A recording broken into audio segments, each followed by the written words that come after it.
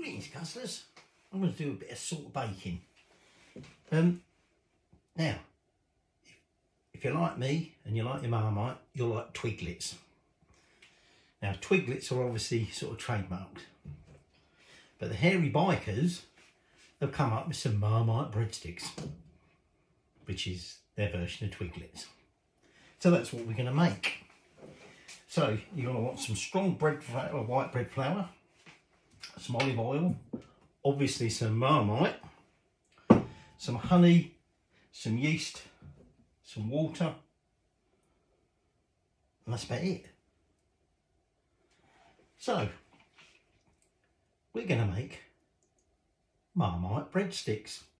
So I've got 200 mils of warm water here, and because of the yeast I'm using, I'm going to have to sort of activate it first. So I've added a little bit of that to that yeast, and we're just going to put that to one side, get that going. In the meantime, we want to make up a mix of using the remaining water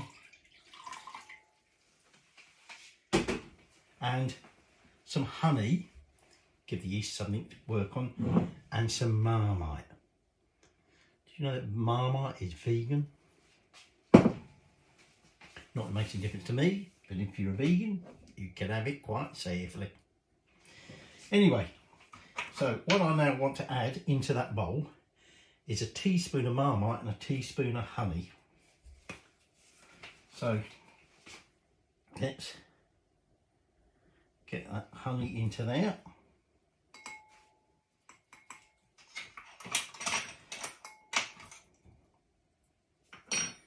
And then, I should have done that first, shouldn't I? Take the lid off of that.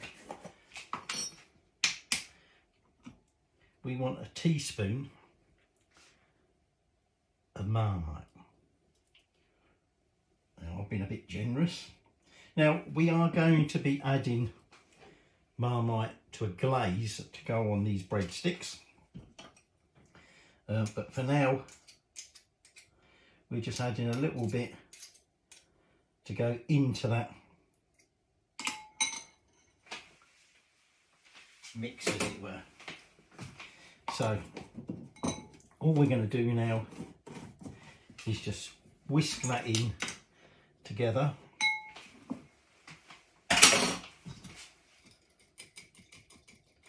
And then we'll put that honey and Marmite to one side. Actually, we don't need the honey again. But we will want the Marmite later, like I say, to make the glaze. Now that's that mixed up. That's my yeast still working there. What I'm going to take now is a tablespoon. Tablespoon of olive oil. Getting a bit mixed up there. I'm thinking of the glaze suddenly. And I'm just going to drizzle that over that flour. Again, we're going to be wanting that wrong. Okay. And now I'm just going to tip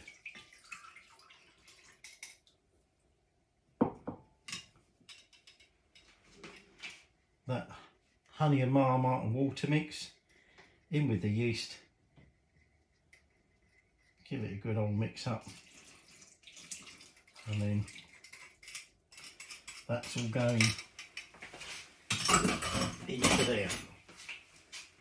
And now we just want to create a dough. So I'm just going to mix that up, and then once that's all mixed in, we're going to knead it. So just put a little bit of flour down there. It should be a slightly sticky dough, which is what this is. Okay. Just see, get everything out of there. And we now just want to knead this until it's gone more sticky than it was in the bowl. We're just going to knead this until the gluten's nicely developed, and we can stretch it out into a window pane without it tearing. At which point we're going to then leave it to prove for at least an hour. So there's no need to put the oven on just yet. So while we're kneading, I'm pretty sure I've told you a lot of this before, but what is Marmite? Well, Marmite is made from brewer's yeast. Well, it was originally the yeast, spare yeast that's left over after brewing beer, and it was in the late 19th century, I think he was a German, came up with a way of sort of concentrating it down into this black substance, yeast extract, which he bottled as such, so it could be eaten. I think it was in 1902 the Marmite factory food extract company was formed. With that, obviously from the, then on grew into the Marmite industry we know today. British troops in World War I were issued rations of Marmite because it's a sort of savoury product, but also because it's a good source of vitamin B12 in particular. So obviously it's healthy. Not everybody likes Marmite. Marmite has actually become a term. You like love it or hate it. So if you're talking about something being like Marmite, what you may be referring to is the fact that you either hate it or you love it, or love the stuff. So we haven't been kneading this for very long, but we're going to keep going a bit longer, and then, like I say, we'll do the old window pane test and see if it's ready for proving. Now I've got my Rod and Taylor, I think it is, proving basket all connected. Unfortunately I just haven't got any room in here, so it's in another room, but I'll be putting it in there to prove it. It's lost its stickiness, hands are coming up clean. So what we do now is we just take a pinch, well perhaps a bit more than that, take a pinch of it, and we just see if we can stretch it out without it tearing. So don't know where you can see through that, but it's not tearing. You can slightly see through it, as it were. So that is now ready for proving. So we take our bowl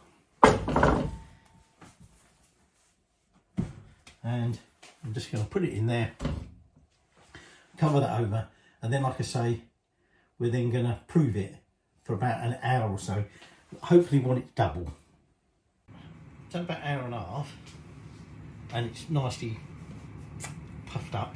So the oven's now on 200 degrees fan, okay, and I've got some baking trays ready with some baking paper or greaseproof paper or whatever lying on.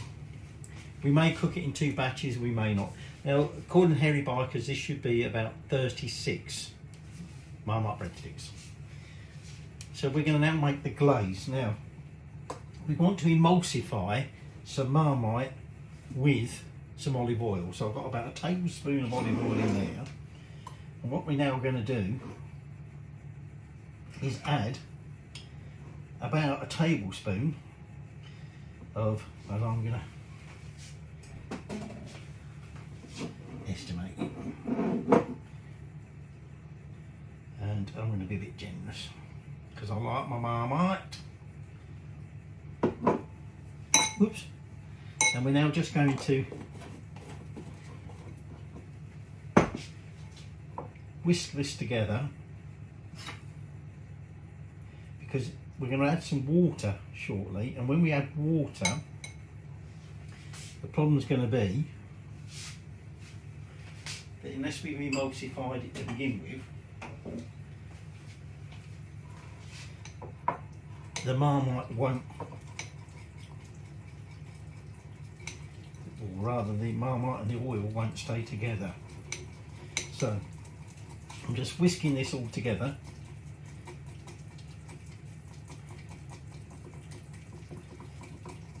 Perhaps we'll have a little bit more oil, I think. I might have been a little bit over generous with the Marmite.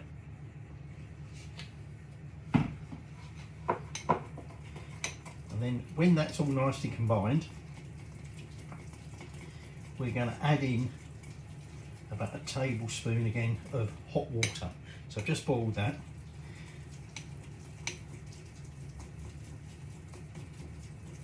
So now let's get that hot water.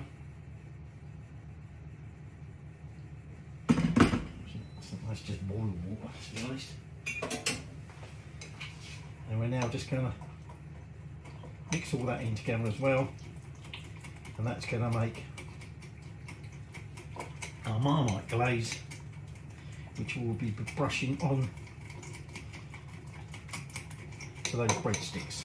So there's my dough, nicely puffed up, and just going to remove that from that bowl and knock it back a little bit, get the air out, ready to then roll it out. Now what I'm going to do is I'm going to divide this into batches, mainly because I haven't really got the room here to roll out that whole amount, and also because we'll probably want to do the actual cooking in batches, like I said. So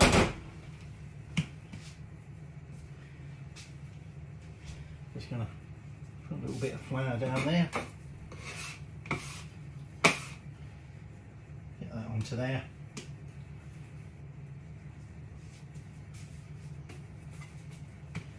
and then just dividing it up roughly into half.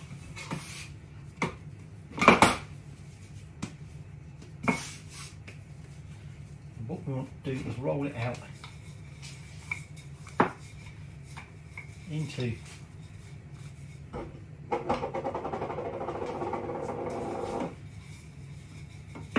a rectangle where possible.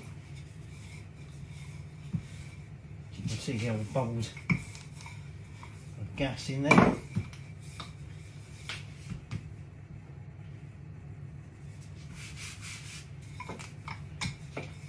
You want them quite thin as you can get them. And then the hairy bikers suggest using a pizza wheel. I'm going to use my dough scraper. Okay, I'm just going to sort of square it up a bit.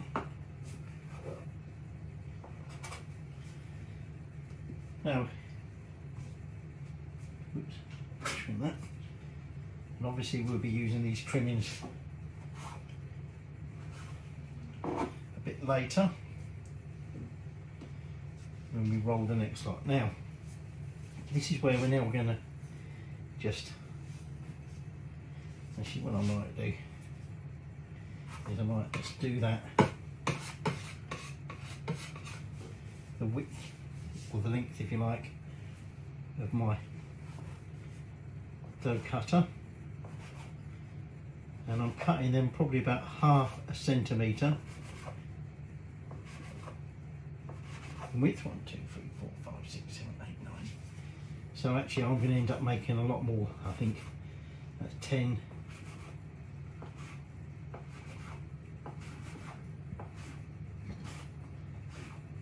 A lot more than they suggested. Now, the tricky bit is now going to be picking it up. Two stuck together. Right, and then we want to twist them. Get a nice little twist in them, which is easier said than done. And we're just going to lay them onto that baking. Rather thin.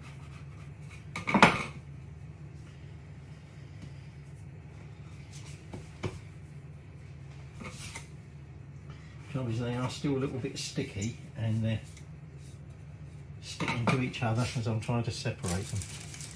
So like I was saying, I'm just going to give them a light twist. I might make the next batch a little bit thicker, I think. So not much of a twist on them at the minute, but I can live with that. So it's just simply a matter of filling up that first baking tray. That one's definitely might want to add a little bit more flour, I think, to my next rolling, because these are sticking, also actually sticking to my fingers, so perhaps I would better flour my fingers. And then once we've got the whole lot on there, we're going to brush on some of that glaze. So I've got two trays. I made the second lot on this tray slightly thicker. And all we want to do is just brush this glaze. So remember, there is a little bit of Marmite sticking all my. There is a little bit of Marmite in the dough itself, but this is just to give it that real sort of twiglety Marmite kick. And then they're going to go into the oven for about 12 plus minutes until they're baked through. And then we need to let the trays cool completely before we can then do our next batch. But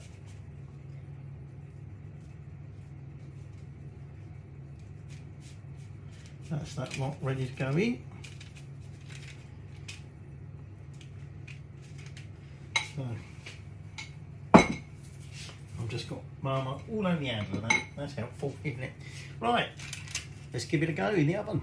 They've had about 16 minutes because we want them to be a nice, we want them to be baked and we want them to be a nice brown colour. So that's the slightly thicker ones. I put the thinner ones in slightly afterwards, but I think they're done. Actually, those thinner ones do look a little bit more like Twiglets, which is what we're partly trying to represent. So in goes that next batch. And so we're now just going to let these cool a bit before we can sort of transfer them off and eat them. Now I should point out, by the way, on the jar of Marmite, you've got that pot. It's an earthenware pot, it's a French pot, and it is called a Marmite. Hence the name Marmite, because it was originally sold in it in a Marmite, although from about the 1920s they switched to these glass ones, although you can get squeezy bottles of Marmite now and everything. Anyway, let me start transferring some of these so we can get these trays cooled and get the final batch in. There's not an awful lot of dough left. So here's the first cooled down batch. Got another lot cool in there, the last lot are in the oven. Now, some of the thinner ones are quite well done, if you like.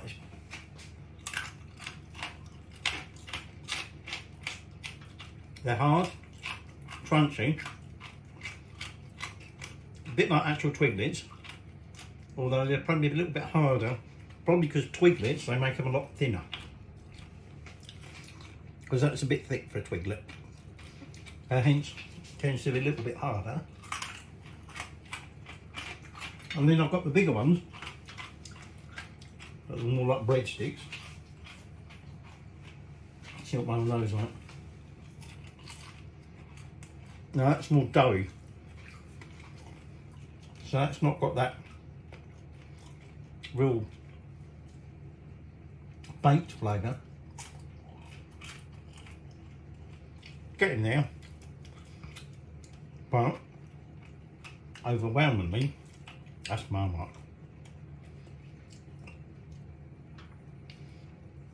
I have to say, perhaps not as strong, even though the amount of Marmite I put on some of these, not as strong as a Twiglet.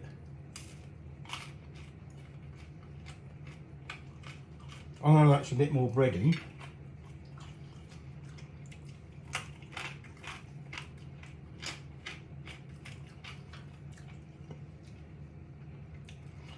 But yeah, Marmite, plenty of Marmite flavour. Perhaps not as much as you get in a Twiglet, but who cares? Now, these keep well, but you've got to keep them in an airtight tin.